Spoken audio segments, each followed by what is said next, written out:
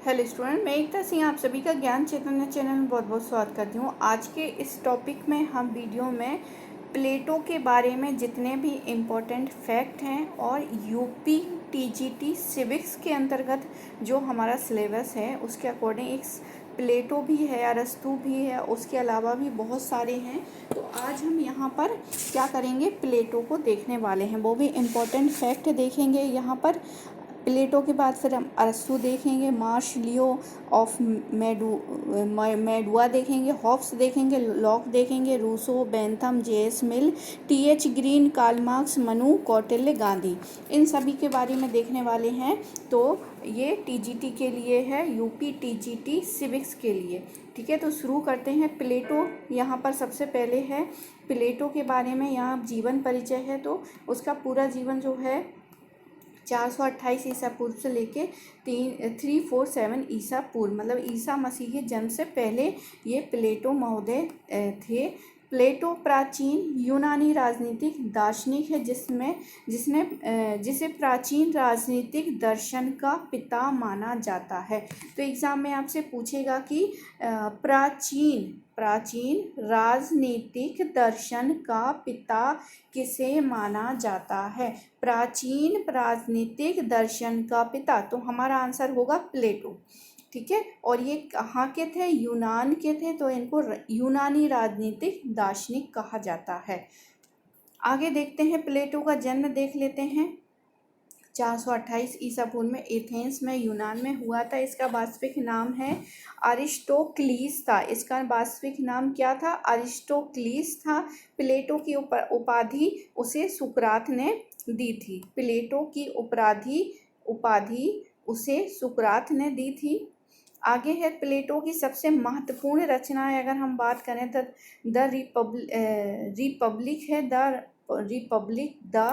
Republic है। तो आपसे एग्जाम में पूछेगा द रिपब्लिक के रचनाकार कौन हैं? तो आंसर होगा हमारा प्लेटो। इसके अतिरिक्त उनकी द स्टेट्समैन है। ठीक है, द रिपब्लिक है, द स्टेटमैन्स है, and statesman and the law. The Republic, the statesman, the law नामक ग्रंथ लिखे जो आदर्श राज्य की बजाय व्यवहारिक राज्य की व्याख्या करते हैं। तो यहाँ पर एक आदर्श राज्य की चर्चा न होने की वजह से ये किसकी बात करते हैं? व्यवहारिक राज्य की व्याख्या करते हैं। प्लेटो ने अपनी किताब क्रीटो, इनकी एक किताब है क्रीटो में सुकरात को दिए गए विष के दौरान वार्तालाप का उल्लेख किया है। तो यहाँ पर एक कीटो उनकी बुक है जिसमें इसमें बताया गया है कि सुकरात को क्या है, विष के दौरान वार्तालाप का उल्लेख करते हुए बताया गया है पुस्तक कीटो में। तो इनके इम्पोर्टेंट जो क्वेश्चन पूछते हैं, बुक से पूछते हैं, विचारधाराएं क्या क्या इन्होंने दिए हैं, अपने सिद्धांत, यही जो है पूछा जाता है। तो यहाँ पर इम्पोर्टेंट एक बार फिर से हम रिवीजन कर लें। द रिपब्लिक इनकी पुस्तक है सबसे महत्वपूर्ण। इसके अलावा द स्टेट्समैन है, द लॉज है, और कीटो, जिसमें कीटो में क्या दिया गया है? विष के दौरान वार्तालाप का उल्लेख। आगे है, प्लेटो का आदर्श राज्य की जनसंख्या 5040 है। ठीक है, जनसंख्या बताते हैं कि एक आदर्श राज्य की जनसंख्या इतनी होनी चाहिए। प्लेटो की आदर्श अध्ययन पद्धति, प्लेटो की जो अध्ययन पद्धति है दार्शनिक या निगमनात्मक है, दार्शनिक या निगमनात्मक है। प्लेटो ने राजनीतिक शास्त्र को नैतिकता का एक भाग माना है। तो प्लेटो ने राजनीतिक शास्त्र को नैतिकता का ही एक भाग माना है। निगमनात्मक पद्धति सामान्य, अब ये पद्धति यहाँ पर बताई गई है कि निगमनात्मक पद्धति होती क्या है? तो सामान्य से विशिष्ट की ओर या समष्टि से व्यष्टि की ओर। तो सामान्य कोई एक चीज़ है उसको विशिष्ट की ओर ले जाना ही निगमनात्मक पद्धति है, या फिर समष्टि। यहाँ पर कुछ भाषाएं जो है हिंदी में आपको समझ में नहीं आएगी। ठीक है, तो यहाँ पर आपको समष्टि मतलब जो बहुत चीज़ें सरल हैं उसको जोड़ते हुए हम कठिन की तरफ ले जाएं आसान भाषा में, तो यही होता है निगमनात्मक पद्धति। आगे आगमनात्मक पद्धति विशिष्ट से, अब यहाँ पर इस निगमनात्मक अगर आपको एक में समझ में आ गया तो आगमनात्मक में उल्टा कर दीजिए, मतलब यहाँ पर सामान्य से विशिष्ट था तो विशिष्ट से सामान्य की ओर। ठीक है, आगे स्टेट्समैन की बात करें, इनकी जो पुस्तक थी में सर्वोत्तम राज्य का उल्लेख है। अब इसका नाम ही स्टेट मतलब होता है राज्य और मैंस मतलब होते हैं वहाँ पर व्यक्ति। तो यहाँ पर क्या है, राज्य का उल्लेख किया गया है। लॉज इनकी जो है यहाँ पर देखा था हमने लॉज, तो लॉज में क्या है, अपूर्ण मनुष्यों के बीच आदर्श शासन प्रणाली स्थापित करना संभव नहीं है, ये बताया गया है प्लेटो ने। स्टेट्समैन में विधि के शासन की बात करता है, मतलब स्टेट्समैन में वो विधि के शासन की ही यहाँ पर बातचीत करता है। प्लेटो के अनुसार यूनानी नगर जो है राज्य दो प्रकार के नगर राज्य पाए जाते हैं। तो प्लेटो उस समय यूनान में बताता है कि यूनान जो है नगर राज्य में दो प्रकार के नगर पाए जाते हैं। अब इनकी रचनाएं हमने जैसे ऊपर देखी थी, तो प्लेटो की सभी ग्रंथ जो हैं संवाद ग्रंथ में है, संवाद शैली में लिखे गए हैं। तो यहाँ पर कुछ इम्पोर्टेंट हैं, जैसे हमने द रिपब्लिक पढ़ लिया, द लॉज पढ़ लिया, द स्टेट्समैन और कीटो देखा था। ठीक है, तो यहाँ पर सिम्पोजियम है, सोक्रेट डायलॉग्स हैं और टाइमेनियस हैं, मेनो हैं और भी अपोलोजी है और बहुत सारी। लेकिन हमें जो इम्पोर्टेंट याद रखनी है, एक तो the Republic, the Statesman, the Laws और मीनो, यही जो है बहुत इम्पोर्टेंट है और इन्हीं से क्या है क्वेश्चन आते हैं। अगला क्वेश्चन नहीं, आगे देखते हैं। प्लेटो की चिंतन पद्धति क्या है? तो प्लेटो की चिंतन पद्धति, प्लेटो ने अपनी अध्ययन पद्धति में द्वन्दात्मक पद्धति यानी विश्लेषणात्मक और निगमनात्मक पद्धति के साथ साथ कुछ अंशों में ऐतिहासिक पद्धति का भी प्रयोग किया है, मतलब आगमन निगमनात्मक के साथ साथ ऐतिहासिक उसने अपनाया है। प्लेटो ने एकेडमी नामक एक शिक्षण संस्था की भी स्थापना की थी। कि कब की थी? 386 ईसा पूर्व में, जिसे यूरोप का प्रथम विश्वविद्यालय होने का गौरव प्राप्त है। एकेडमी एक शैक्षणिक संस्था स्थापित की थी, किसने? प्लेटो ने। आगे है, एकेडमी में प्रवेश करने के लिए क्या इम्पोर्टेंट होना चाहिए? गणित का ज्ञान होना चाहिए, तभी आप एकेडमी में क्या ले सकते थे? एडमिशन ले सकते थे, वरना आपको बाहर से ही भगा दिया जाएगा। इस तरह से था अगर आपको गणित का ज्ञान नहीं है। आगे देखते हैं, प्लेटो सुकरात का शिष्य था। ठीक है, प्लेटो की जो चीज़ें हैं वो सुकरात से काफ़ी मेल खाती हैं। यह सुकरात के इस विचार से अत्यधिक प्रभावित हुआ कि सद्गुण ही ज्ञान है, मतलब सद्गुण ही क्या है? ज्ञान है। अगर हमारे पास सद्गुण नहीं है तो हमारे पास क्या है? ज्ञान नहीं है। ऐसा किसका विचार था? सुकरात का, और प्लेटो इससे क्या थे? प्रभावित थे। प्लेटो के अनुसार विचार मतलब आइडिया, प्लेटो के अनुसार विचार यानी आइडिया ही समूचे संसार का मूल तत्व है एवं भौतिक दुनिया विचारों की छाया मात्र। इसलिए यह यथार्थ जो है विश्व विचारों की परछाई है। ठीक है, तो यहाँ पर क्या बताया गया है? अकॉर्डिंग टू प्लेटो, विचार ही मतलब जो आइडिया है वही क्या है? समूचे विश्व का मूल तत्व है एवं जो भौतिक दुनिया है, जो चीज़ें हम देख सकते हैं, ठीक है, तो वो क्या है? भौतिक दुनिया विचारों की छाया मात्र है।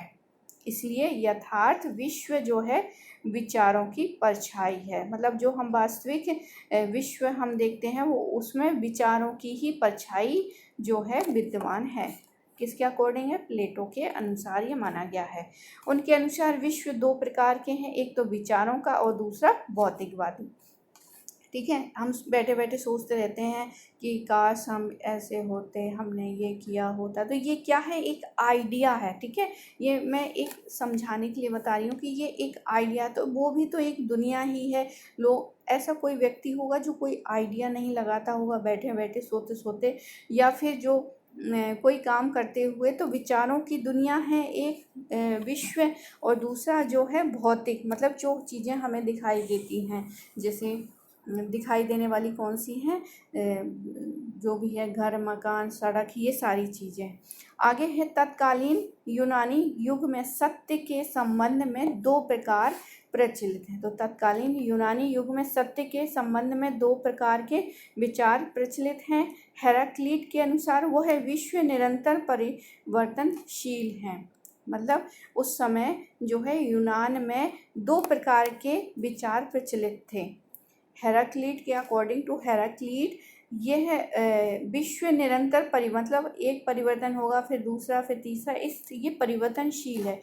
और दूसरा जो है पिरामिडस के अनुसार सत्य सदैव स्थायी और अपरिवर्तनशील होता है। मतलब जो ट्रुथ है वो हमेशा क्या स्थायी रहेगा, वो हिलेगा डोलेगा नहीं, और क्या है उसमें परिवर्तन भी नहीं होगा। ये उस समय तत्कालीन समाज में ये विचारधारा प्रचलित थी। किस समय? जिस समय प्लेटो हुआ करता था। तो एक हेराक्लीट और पिरामिडस। आगे है प्लेटो ने उपरोक्त दोनों विचारों के बीच सामंजस्य कर लिया। उसके अनुसार मतलब उसने क्या किया, अब प्लेटो जी ने क्या किया, इन दोनों के विचार का एक विचार बना दिया। ठीक है, प्लेटो का विचार हो गया, ये दोनों को कैसे मिलाया। उसके अनुसार सत्य स्थायी होता है। ठीक है, उसने दूसरे विचार को मान लिया, परंतु इसकी परछाई, मतलब इसकी जो परछाई पड़ती है वो सदैव क्या हो जाती है, परिवर्तित होती रहती है। तो उसने दोनों विचारों का क्या कर दिया, सम्मिश्रण कर दिया। प्लेटो के चिंतन का मूल उद्देश्य एक आदर्श राज्य का निर्माण था, न कि तत्कालीन एथेंस, स्पार्टा जैसे राज्यों का अध्ययन करना।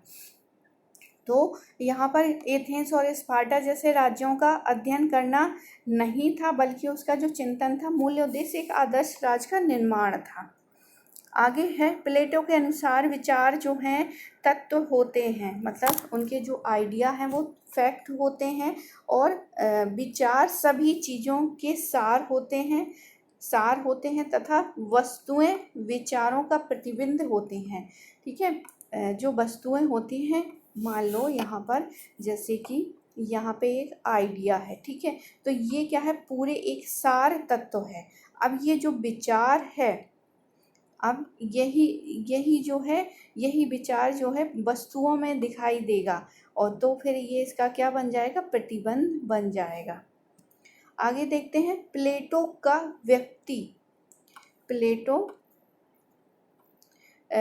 व्यक्ति के संबंध में, मतलब प्लेटो जो है व्यक्ति के संबंध में क्या विचार रखता है। तो प्लेटो जो है ग्रीक युगीन विचारक था। प्लेटो के अकॉर्डिंग आत्मा ही व्यक्ति की पहचान है तथा हर आत्मा के 3 प्रकार के गुण हैं। तो हर किसी व्यक्ति में क्या है, उस समय वो मानता था कि 3 गुण हैं। एक है विवेक से वो काम ले सकता है। साहस, बहुत साहस है, वो किसी को भी तोड़ सकता है, फोड़ सकता है, मार सकता है। और तीसरी चीज़ है तृष्णा क्या है, ये भी एक प्रकार का आत्मा की ही पहचान, मतलब आत्मा का गुण बताया है उसने। आगे है आत्मा के इन तीनों गुणों से समाज में 3 वर्गों का निर्माण होता है। एक तो विवेक प्रधान, साहस प्रधान और तृष्णा प्रधान। मतलब तृष्णा किनको होगी, जो व्यापार करेंगे। व्यापार में बहुत ज़्यादा कंपटीशन होता है कि जिसका अच्छा व्यापार चलेगा उसी के पास पैसा आएगा, बाकी जिसका व्यापार अच्छा नहीं। तो एक तृष्णा एक दूसरे के प्रति रहती ही है। तो साहस किस में है, सैनिकों में। विवेक किस में है, शासक में। तो 3 वर्ग यहाँ पर दिखाई देते हैं। आगे है प्लेटो का प्रसिद्ध कथन था, राज्य व्यक्ति का बृहत रूप है। तो ये कोटेशन किसका है, राज्य व्यक्ति का बृहत रूप है। साथ साथ पढ़ते जाइए और बोलते जाइए, जब तक आप बोलेंगे नहीं तो आपको ये प्लेटो बिल्कुल भी समझ में आने वाला नहीं है। बाकी जितने भी हैं थिंकर, वो भी आपको समझ में नहीं आएगा। तो जो भी उनके कथन है आप रिपीट कर सकते हैं मेरे साथ। तो प्लेटो के अनुसार उनका जो कथन है वो है, राज्य व्यक्ति का बृहत रूप है। राज्य व्यक्ति का बृहत रूप है। तो यहाँ पर क्या है, प्लेटो का प्रसिद्ध कथन, राज्य व्यक्ति का बृहद रूप है। राज्य व्यक्ति का बृहद रूप है। आगे देखते हैं, प्लेटो राज्य का समाज में अंतर नहीं, मतलब प्लेटो जो है राज्य और समाज में, राज्य हो या समाज में अंतर नहीं करता, वो है इसे तीनों वर्गों का समूह मानता है। प्लेटो के अनुसार प्रत्येक वर्ग को अपनी आत्मा के गुण के अनुसार ही कार्य करना चाहिए। यही प्लेटो का न्याय सिद्धांत है। तो न्याय सिद्धांत कहता है प्लेटो की, प्रत्येक वर्ग को अपनी आत्मा, मतलब उसकी आत्मा कैसी है, तृष्णा हो सकती है, साहस वाली हो सकती है, और सबसे पहली कौन सी थी, आदर्श वाली। तो आदर्श वाली होगी तो वो राजा बन जाएगा, और अगर साहसी होगा तो वो सैनिक या फिर मंत्री जो भी हैं उसमें शामिल हो जाएगा। और जो अगर तृष्णा रखने वाला है तो फिर वो क्या है, उत्पादक में या व्यापारी ही बनेगा।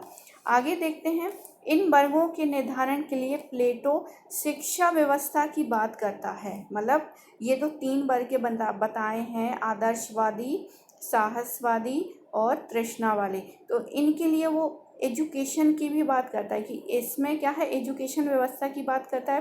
प्लेटो के पूरे दर्शन में शासन व्यवस्था को कला माना है। मतलब कला, शासन व्यवस्था क्या है, एक आर्ट है, आर्ट जिसके आधार पर व्यक्तियों को इस प्रकार समाज के लिए हमें योग्य बनाना चाहिए। राजा को सामाजिकता से दूर कर, मतलब राजा होगा तो वो क्या होगा, वो विवाहित नहीं होगा, बच्चे नहीं होंगे, इस तरह से उसने बात करी है।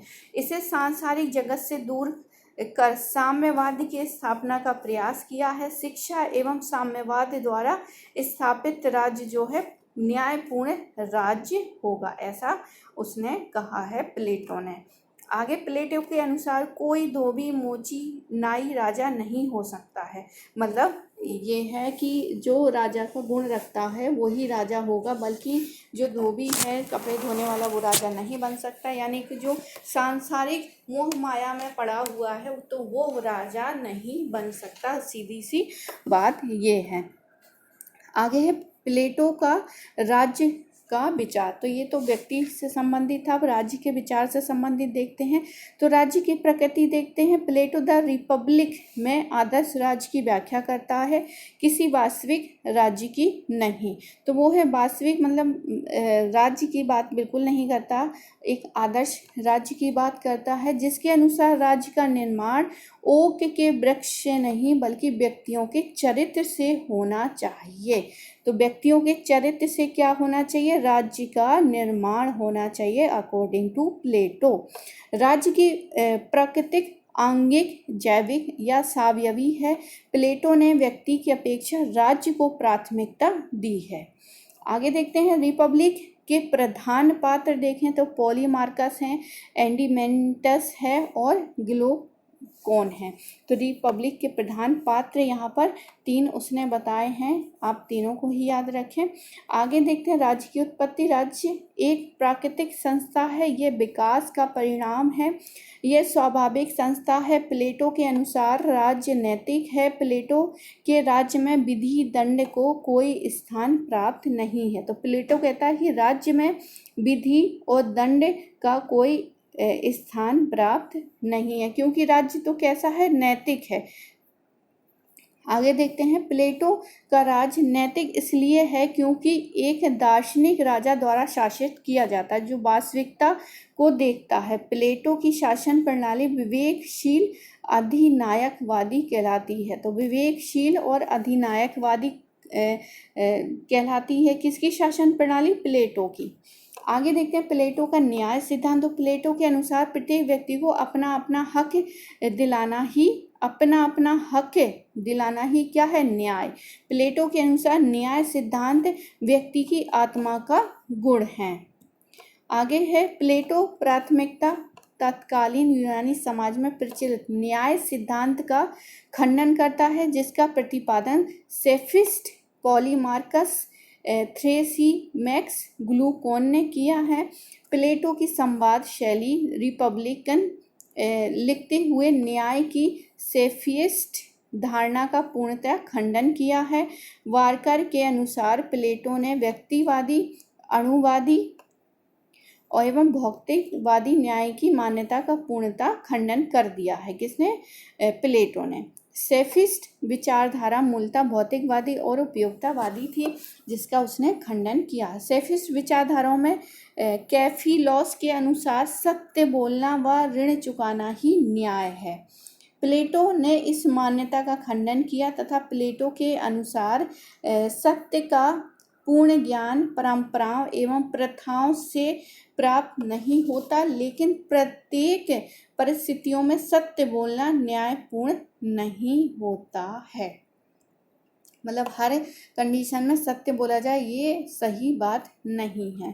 पॉलीमार्कस के अनुसार शत्रु के साथ शत्रुता और मित्र के साथ मित्रता ही न्याय है। प्लेटो कहता है कि न्याय की संकल्पना व्यक्तिवादी चिंतन पर आधारित है, जिसमें व्यक्ति अपने स्वार्थ के आधार पर कार्य करता है। तो यहाँ पर कहता है कि शत्रुओं के साथ शत्रुता और मित्र के साथ मित्रता का व्यवहार कर सकता, मतलब उसने इस बात का क्या कर दिया, बिल्कुल से नकार दिया। वो कहता है कि एक व्यक्ति अपने मित्र के साथ जब तक उसका स्वार्थ है तब तक ही वो मित्रता का क्या है व्यवहार करेगा, बल्कि अगर उसका स्वार्थ नहीं होगा तो वो मित्रता का व्यवहार नहीं करेगा। और इसी उसने शत्रु के साथ भी इसी तरह की विचारधारा दिया है।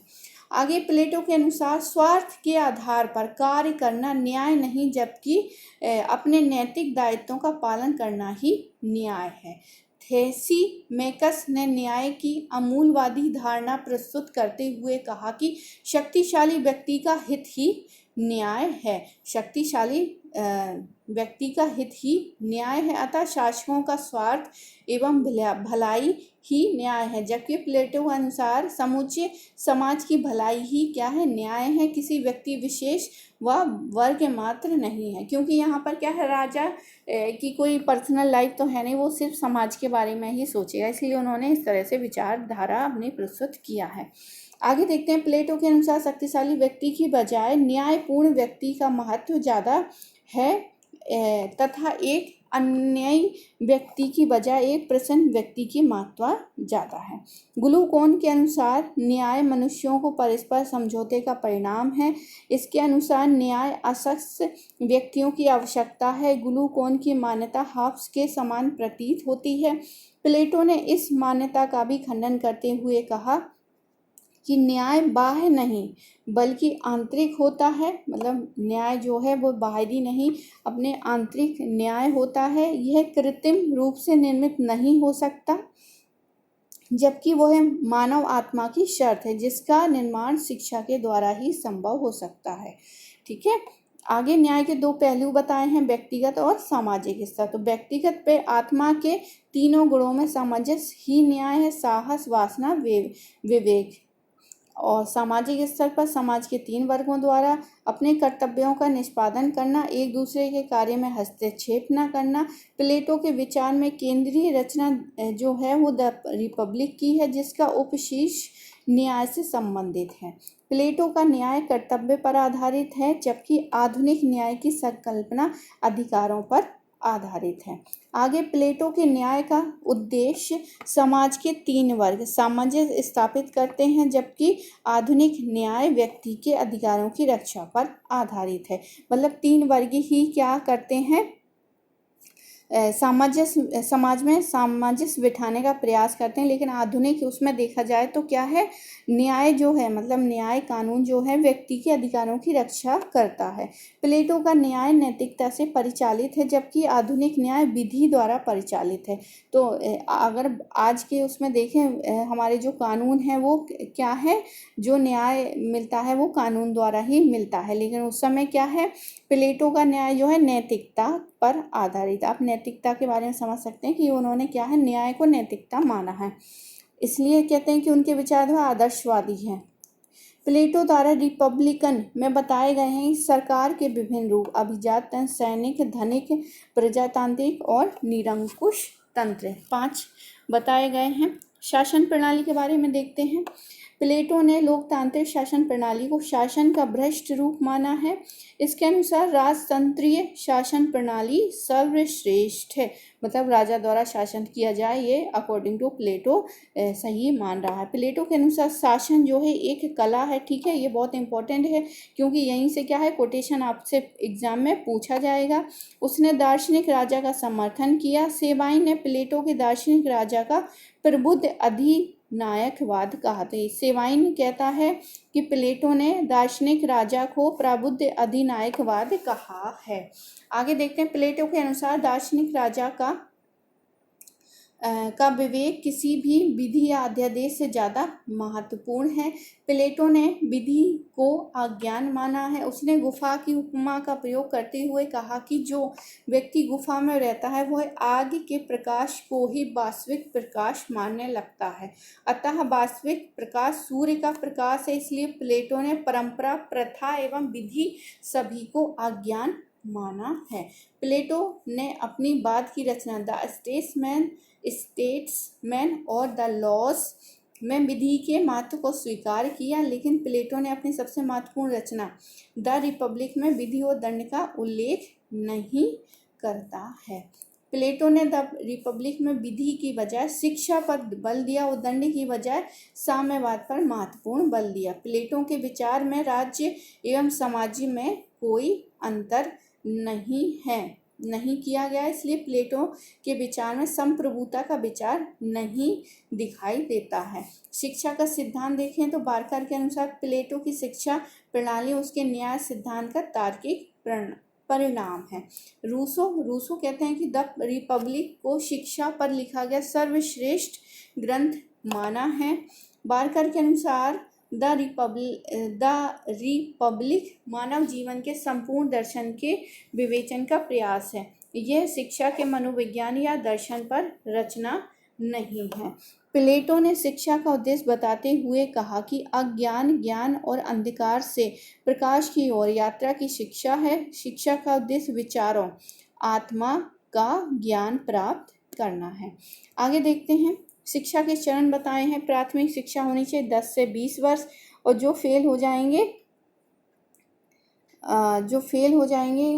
तक होगी, और उसमें संगीत एवं व्यायाम की विषय वस्तु होगी, और जो इसमें फेल हो जाएंगे वो यहीं रह जाएंगे, और जो पास होंगे वो आगे द्वितीय चरण में जाएंगे, ऐसा भी उन्होंने कहा। तो प्राथमिक शिक्षा 10 से 20 वर्ष, संगीत और व्यायाम की शिक्षा दी जाएगी। द्वितीय चरण बताते हैं कि 20 से 30 वर्ष की होगी, उसमें गणित, ज्योतिषी, ज्यामिति की शिक्षा दी जाएगी, और जो फेल हो जाएंगे उनको यहीं रोक दिया जाएगा, तीसरे चरण में नहीं भेजेंगे। और तृतीय चरण जो है 30 से 35 वर्ष का होता है, जिसमें दार्शनिक की शिक्षा दी जाएगी। मतलब यहाँ से 20 से 30 वर्ष के बाद जो जाएंगे वो राजा बनने के योग्य हो जाएंगे, ठीक है। और फिर जो दार्शनिक इसमें दर्शन शास्त्र की परीक्षा में पास हो जाएगा वो शासक बनने योग्य हो जाएगा, और जो रह जाएंगे उनको मंत्री बना दिया जाएगा। कुछ इस तरह से अपने विचार प्रस्तुत किए थे उन्होंने। कार्य का विभाजन एवं विशेषीकरण देखें तो जो शिक्षा के प्रथम चरण में असफल होगा उसे उत्पादन, जैसा कि मैंने बताया था, पहले चरण में अगर फेल होगा तो उत्पादन कार्य सौंपा जाएगा। जो शिक्षा के द्वितीय चरण होगा उसको सैनिक बना दिया जाएगा, और जो सभी में सफल होगा उसको दार्शनिक राजा। 35 वर्षों की शिक्षा के बाद 15 वर्ष का प्रशिक्षण दार्शनिक राजा को दिया जाएगा, और फिर उसको राजा बनाया जाएगा। शिक्षा के सभी कार्यों का विभाजन होगा, जिसमें सभी अपने कार्यों में विशेषज्ञ होंगे, जिसमें समूचे समाज का भला हो। तो यहाँ पर प्लेटो के राज्य को मूलतः एक विश्वविद्यालय कहा गया, जो शिक्षा प्रदान करने की संस्था कही गई है। साम्यवाद देखते हैं। प्लेटो का प्रसिद्ध कथन है कि यूनानी नगर राज्य छोटे छोटे नगर राज्य थे, लेकिन इनका विभाजन 2 प्रकार के नगर राज्य से, पहला अमीर और दूसरा गरीब। प्लेटो के साम्यवाद का उद्देश्य शासक वर्ग को संपत्ति और परिवार के मोह से दूर रखना था, जिससे वे अपने उद्देश्यों को बिना किसी बाधा को पूरा कर सके। प्लेटो ने स्पार्टा के अनुभवों से परिवार और संपत्ति के साम्यवाद का सिद्धांत दिया। प्लेटो के अनुसार दार्शनिक राजा और सैनिकों को अपनी निजी संपत्ति रखने का अधिकार नहीं था। इन वर्गों को अपनी पत्नियों को भी रखने का अधिकार नहीं होगा तथा इनका परिवार ही नहीं होगा।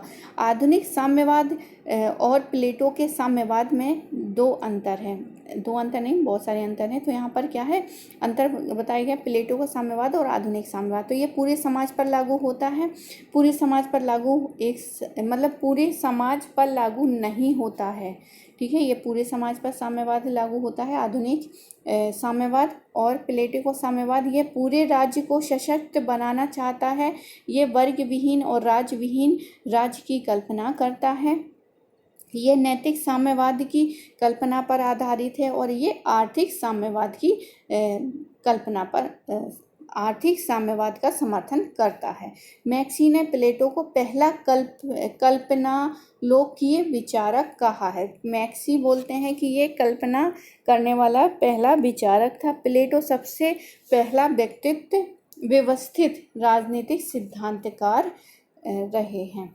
अब प्लेटो की आलोचना देखते हैं। तो कार्ल पॉपर ने अपनी रचना the open society and enemies में 1945 में, ठीक है, इनकी जो रचना है कार्ल पॉपर की 1945 में बताते हैं कि प्लेटो को मुक्त समाज का शत्रु कहा है कार्ल पॉपर के अकॉर्डिंग प्लेटो, हीगल, मार्क्स मुक्त समाज के शत्रु हैं, ठीक है। तो ये शत्रु किनको मनाता है, प्लेटो को, हीगल को, मार्क्स को मुक्त मतलब स्वतंत्र जो है समाज उसका शत्रु है। कौन, Plato, Hegel, Marx, according to Karl Popper. आगे है, इसलिए प्लेटो को सर्वाधिकारवाद का दर्शन प्रणेता कहा जाता है। आगे देखते हैं, मैक्सी ने प्लेटो को पहला ये देख चुके हैं, कल्पना को विचारक कहा है। हन्ना अरेस्ट ने भी प्लेटो को फांसीवाद का दार्शनिक प्रेरक कहा है। प्लेटो और फांसीवाद, कार्ल पॉपर ने प्लेटो को पहला फांसीवाद कहा है। प्लेटो और फांसीवाद में कोई समानता असामान्यताएं हैं। समानता देखें तो प्लेटो और फांसीवाद दोनों राज्य को नैतिक सर्वशक्तिमान संस्था मानते हैं। दोनों का मानना है कि राज्य ही व्यक्ति की सबसे बेहतरीन भलाई कर सकता है। आगे है, फांसीवादी राज्य में विधि और संविधान पर कोई प्रतिबंध नहीं है। प्लेटो ने भी स्पष्ट कहा है कि दार्शनिक राजा का विवेक किसी भी विवेक या अध्यादेश से महत्वपूर्ण होता है। प्लेटो व फांसीवादी विचारधारा लोकतंत्र का घोर विरोध करते हैं। प्लेटो के विचार में स्वतंत्रता, अधिकार व समानता की संकल्पना विद्यमान नहीं है। फांसीवाद भी यही मानते हैं। प्लेटो के आदर्श राज्य में शिक्षा व साहित्य पर नियंत्रण किया जाएगा। फांसीवाद राज्य भी नियंत्रण करते हैं। अब असमानताएं देख लेते हैं। प्लेटो के अकॉर्डिंग विवेक व्यक्ति का सबसे महत्वपूर्ण गुण है। विवेकशील व्यक्ति ही राजा हो सकता है, जबकि फांसीवाद में व्यक्ति को भावुक प्राणी मानते हैं। दार्शनिक राजा का शासन विवेक, सत्य और न्याय पर आधारित है, जबकि फांसीवाद में शासन क्रूरता, फरेब और चालाकी के द्वारा किया जाता है।